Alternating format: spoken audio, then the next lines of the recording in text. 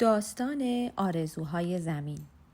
در یک شهر کوچک پسر بچه‌ای به نام آرمان زندگی می‌کرد. او عاشق طبیعت بود و همیشه کنار درختان بلند پارک بازی می‌کرد. اما یک چیز همیشه او را ناراحت می‌کرد. زباله‌هایی که مردم در خیابان و پارک می‌ریختند.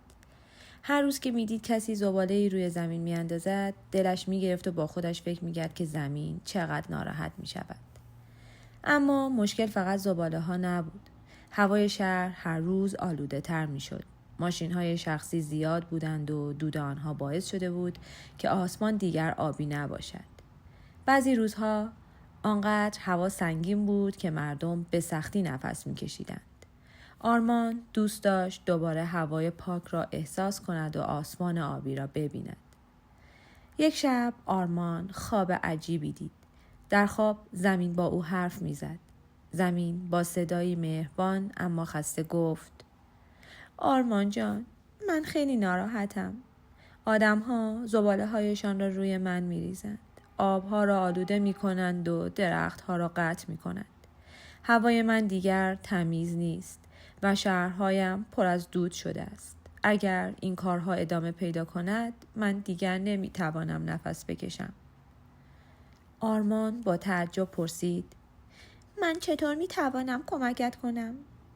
زمین لبخند زد و گفت: تو و دوستانت می‌توانید به مردم یاد بدهید که چطور از من مراقبت کنند. اگر هر کس فقط کمی بیشتر به محیط زیست توجه کند، من دوباره زنده و شاداب می‌شوم. به مردم بگویید کمتر از ماشین‌های شخصی استفاده کنند و از حمل و نقل عمومی مثل اتوبوس و مترو کمک بگیرند. این کار باعث می شود هوای من دوباره تمیز شود. همچنین به آنها یاد بدهید که زباله‌هایشان را در سطل بیاندازند و درخت بکارند. هر درختی که کاشته می شود مثل یک نفس تازه برای من است و هر زباله‌ای که جمع می شود باعث می شود من کمتر غمگین باشم. آرمان صبح که بیدار شد با خودش گفت: من باید کاری بکنم.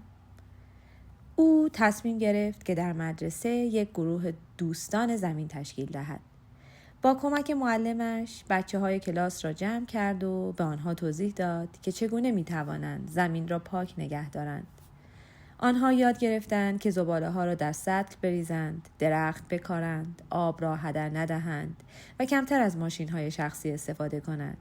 حتی آنها تصمیم گرفتند یک روز در هفته همگی با دوچرخه یا اتوبوس به مدرسه بروند تا هوای شهرشان تمیزتر شود.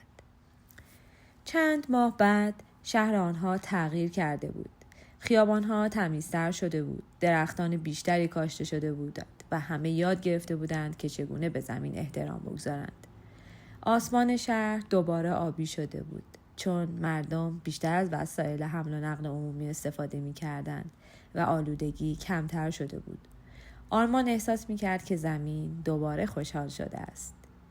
یک شب دیگر وقتی آرمان خوابید، دوباره زمین را در خواب دید که به او لبخند می‌زد و می‌گفت: متشکرم آرمان، تو آرزوی من را برآورده کردی. آرمان با خوشحالی از خواب بیدار شد و دانست که حتی یک کودک هم می‌تواند دنیا را تغییر دهد. از آن روز به بعد او همیشه تلاش کرد تا محیط زیست را دوست داشته باشد و از آن مراقبت کند.